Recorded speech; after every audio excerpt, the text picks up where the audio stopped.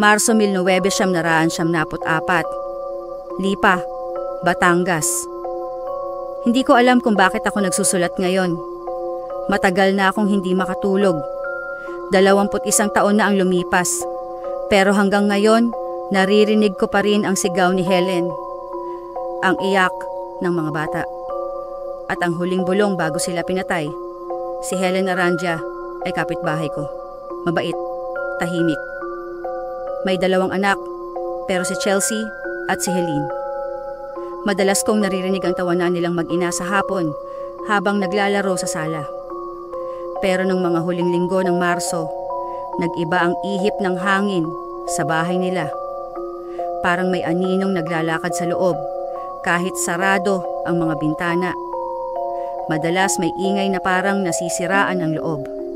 At isang gabi, nakita ko si Helen sa labas. Nakaupo sa bangko, umiiyak. May bumubulong sa mga bata, Ate Lourdes, sabi niya. Sinasabi nilang iligtas sila. Akala ko, pagod lang siya. Abril 1974, 2:00 ng madaling araw, may malakas na sigaw. Sumilip ako sa bintana, madilim. Wala akong makita, pero may naramdaman akong malamig na parang hindi normal.